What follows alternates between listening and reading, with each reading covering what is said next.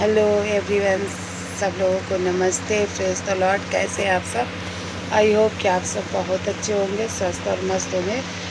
तो आज जो मैं वीडियो बनाने जा रही हूँ अपने ऋषभ की डिलीवरी को लेके पैदा हुआ था, उसमें क्या क्या प्रॉब्लम्स आई थी, तो और क्या क्या तकलीफ़ें उसने झेली, क्या क्या दर्द हम लोगों ने झेले, वो सारी चीज़ें मैं बताने जा रही हूँ। तो क्योंकि बहुत सारे लोगों के जो कमेंट्स आते हैं, आप सब लोग इतना प्यार सपोर्ट कर रहे हैं, उसके लिए दिल से शुक्रिया, धन्यवाद, थैंक यू। आप लोगों ने बहुत सारा प्यार दिया मेरे ऋषभ को और पूछते भी हैं कि क्या हुआ था इसको। तो मैंने सोचा एक वीडियो बनाती हूँ, तो उसमें मैं बताऊँगी क्या प्रॉब्लम हुई थी, क्या दिक्कत हुई थी।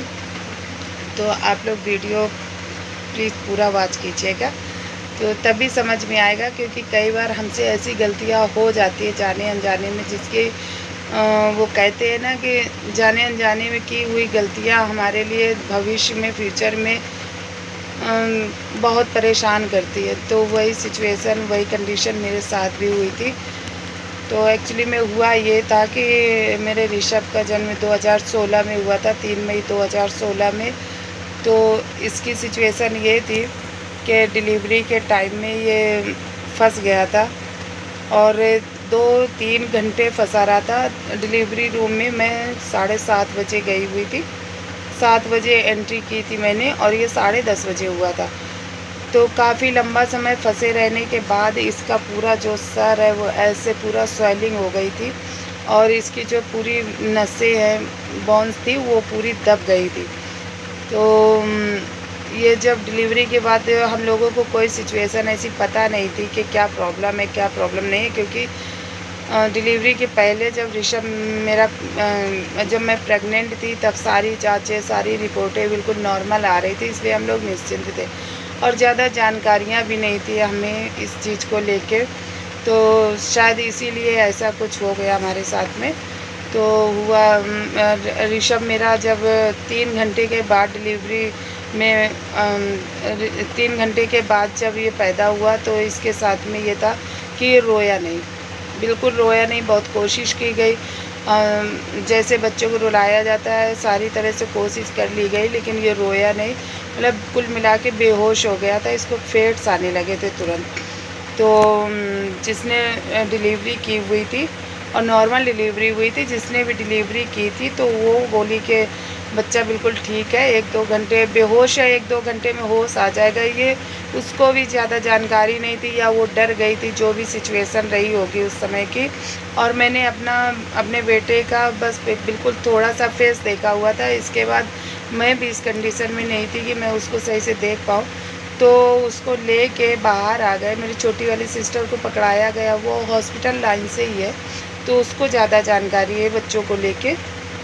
तो जैसे ही उसके हाथ में आया और इधर खुशी का भी माहौल चल रहा था कि बेटा हुआ, क्योंकि फर्स्ट बेबी था, तो खुशी का भी माहौल था, तो सारे लोग खुश थे। जैसे ही मेरी छोटी बहन के हाथ में ऋषभ को दिया गया, तो उसने तुरंत कहा कि इसको प्रॉब्लम है और ये झटके ले रहा है। मैं फेट्स आ रहे थे, उसको बहुत ज़्यादा झटके ले रहा था, बेहोश था, रोया नहीं था, ऐसी कंडीशन थी उसकी। और ये पूरा जो सर था वो स्वेलिंग हो चुका था उसका बहुत ज़्यादा।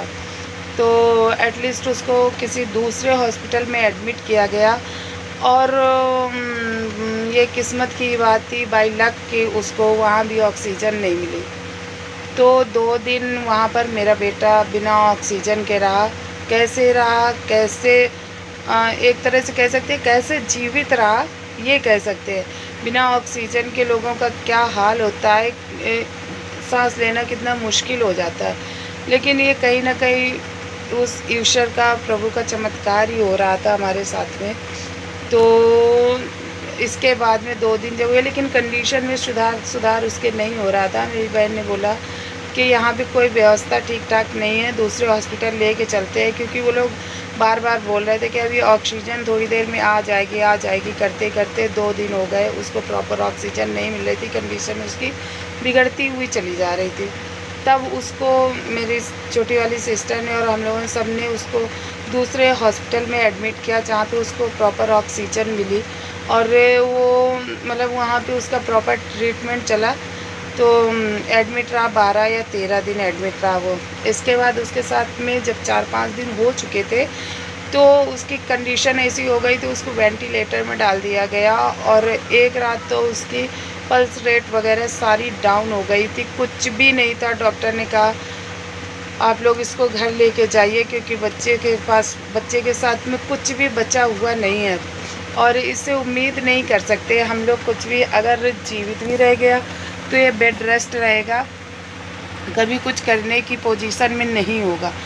तो फिर भी हम लोगों ने कहा कि ठीक है, जैसा है जो कुछ भी है हमारा बेटा है, उसको हम लोग रखेंगे, अपने पास ही रखेंगे और जैसा भी है आप लोग प्रॉपर ट्रीटमेंट करिए। अगर हो सकता है तो मेरी छोटी वाली सिस्टर ने बोला अभी आज रात में हम इसको हॉस्पिटल में एक रात और रखेंगे, देखेंगे क्या पोजीशन है। अगर पल्स रेट वापस आती है ठीक है, नहीं तो फिर उस ऊपर वाले के हाथ में है सब कुछ, हम कुछ नहीं कर सकते हैं। तो ऐसा कुछ हुआ, रात में 1:30 या 2 बजा था और मैं और मेरी माँ घर में थी, मम्मी मेरी।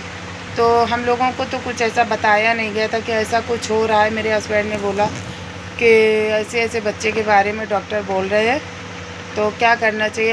हमने और मेरी मम्मी ने बोला जो भी है जैसा भी है अभी उसका इलाज चल रहे दो, बाद में घर लेके आएंगे, जब डॉक्टर उसको छुट्टी देंगे तब घर लेकर आएंगे। तो ऐसे उसका इलाज चलता रहा और हाँ 1:30 या 2 बजा था उसी रात में उसकी पल्स रेट जा चुकी थी, सब कुछ हो चुका था। एक उम्मीद, एक भरोसा, प्रार्थना, दुआ सब कुछ हम लोग कर रहे थे और रो भी रहे थे बहुत ज़्यादा क्योंकि एक बच्चे को जिसको अभी आँख से भर के देखा भी नहीं है उसको इस तरह से डॉक्टर ने बोल दिया, तो एक पेरेंट्स के ऊपर क्या गुजर सकती है, कितनी तकलीफ़ है, कितना दर्द जिसका पहला बेबी हो। तो फिर भी उसका प्रॉपर इलाज चल रहा था, प्रॉपर सब कुछ हो रहा था। 1:30 या 2 बजा था तभी डॉक्टर्स ने देखा उसकी पल्स रेट अचानक आ चुकी थी, अचानक चलने लगी। तो फ्रेंड्स ये भी एक किस्मत की ही बात थी कि हमारा बच्चा हमारे पास रहने वाला था और हमारे साथ रहने वाला था, इसलिए उसके साथ में ऐसा होता चला गया।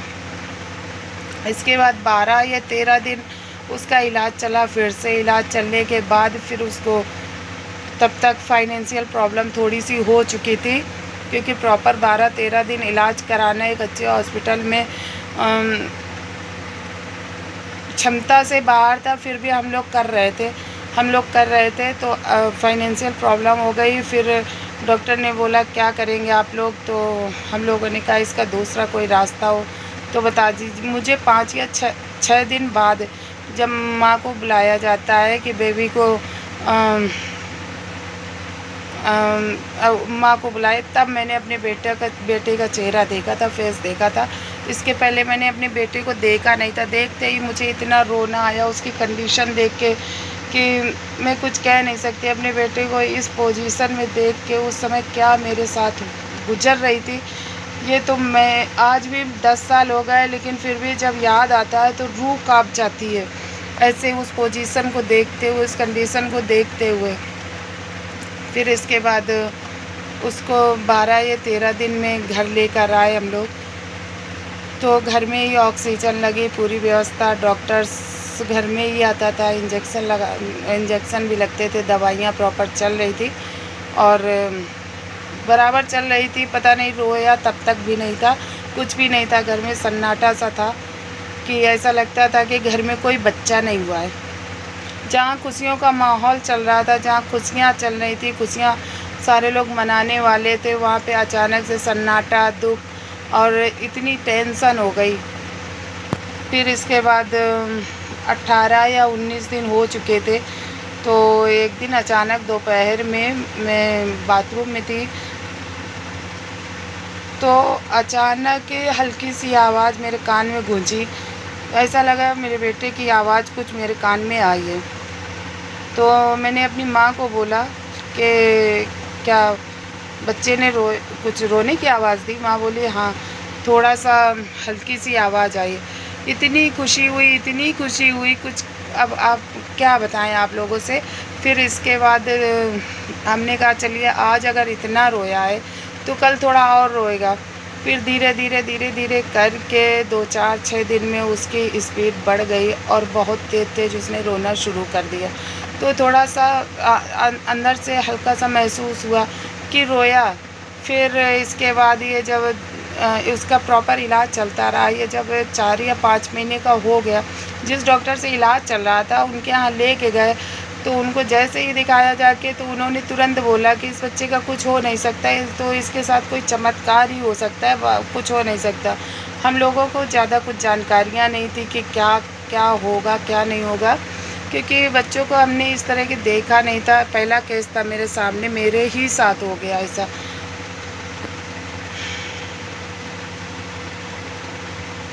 तो उन्होंने हमको दूसरी जगह से भेजा कि बाल भवन चली जाओ, एक ऐसी जगह है जहाँ पे इस तरह के बच्चों को देखा जाता है। हमें नहीं पता था कि वहाँ पे क्या होता है एटलीस्ट, लेकिन जब हम गए वहाँ पे देखा, बच्चों की थेरेपियाँ हो रही थी, बच्चों की एक्सरसाइज हो रही थी, बच्चों की का वर्कआउट हो रहा था। तो मैंने पहली बार देखा और मुझे इतना आश्चर्य हुआ। इतने सारे बच्चे, इतने सारे पेरेंट्स, सारे लोग परेशान, सारे लोग, मुझे लगता था मेरे साथ क्या हो गया, कैसा मेरा बच्चा इस तरह का हो गया, क्या हो गया और क्या करेंगे हम, क्या करेंगे, क्या होगा। क्योंकि जब किसी चीज़ के बारे में ज़्यादा जानकारी नहीं होती है तो ज़्यादा वहाँ पे हताशा निराशा होती है। फिर जब मैंने वहाँ पे जाके देखा तो मुझे लगा अरे ये तो दुनिया बहुत परेशान है, हम तो कुछ भी नहीं है। वहाँ से मुझे थोड़ी हिम्मत मिली अपने बच्चे को लेके। फिर बराबर इसकी थेरेपी एक्सरसाइज सारी चीज़ें चलने लगी तब से। लेकिन इसके साथ प्रॉब्लम्स ये हो रही थी, आज 10 साल का हो गया, मेरा बेटा चलने लायक हो चुका होता, या अगर प्रभु की कृपा से चल भी जाता ये, लेकिन इसके साथ फेट्स की भी इतनी ज़्यादा प्रॉब्लम हो गई। रात में दिन में कितने बार हॉस्पिटल में एडमिट करना, बार बार एडमिट करना, आना जाना, बार बार प्रॉब्लम से बहुत कितनी तकलीफ़ें झेली। अगर इसकी पूरी स्टोरी सुनाऊंगी तो बहुत लंबा वीडियो हो जाएगा। तो इसकी आगे की कहानी, फिर फ़िलहाल मेरा बेटा रो तो दिया, रोया तो, लेकिन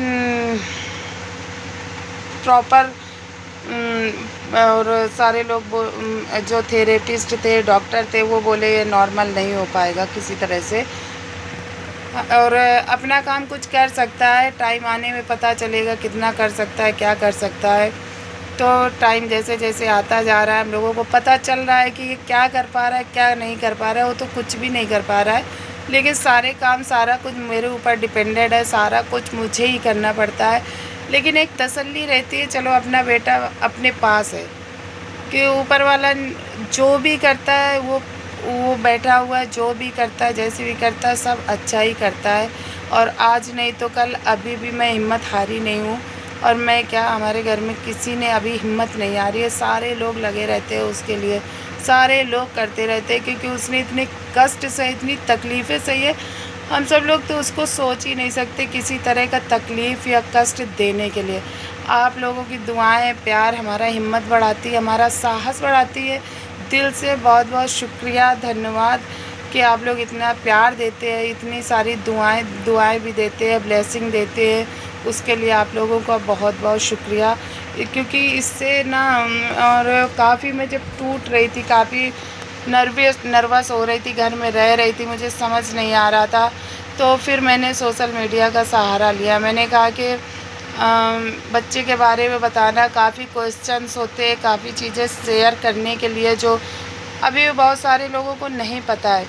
तो मेरा ये वीडियो बनाने का पर्पज़ ये था कि आप लोगों की, अगर किसी की, और किसी ने, अभी भी काफ़ी लोग मुझसे सवाल करते हैं, अगर ऑपरेशन हो गया होता तो ऐसा नहीं होता, सीजर हो गया होता तो ऐसा नहीं होता, नॉर्मल की वजह से ऐसा हो। फिर मैं भी कई केस ऐसे सुनती हूँ, कितने ऑपरेशन के बच्चे इस तरह से हैं, सीजर के बच्चे इस तरह से हैं, नॉर्मल बच्चे हैं। तो जो यहाँ, उसको कोई बदलने वाला नहीं है, सीजर हो, नॉर्मल हो, कुछ भी हो। इसलिए जो है उसका सामना करना चाहिए, उसके लिए हिम्मत रखनी चाहिए। और अगर हार मान गए तो सब बेकार हो जाएगा। हार नहीं माननी चाहिए। इसलिए अभी भी हार तो क्या, कभी कभी थोड़ा सा हताश हो जाती है, लेकिन अभी हार नहीं मानी हूँ। और आप लोगों की कृपा रही तो मेरा बेटा चलेगा भी। आप लोगों की ब्लेसिंग से दुआएं काम करेंगी। और बहुत अच्छा लगता है जब आप लोगों की ब्लेसिंग्स मिलती है, बहुत अच्छा लगता है। तो प्लीज़ आप लोगों का सपोर्ट ऐसे ही बना रहे। Thank you so much.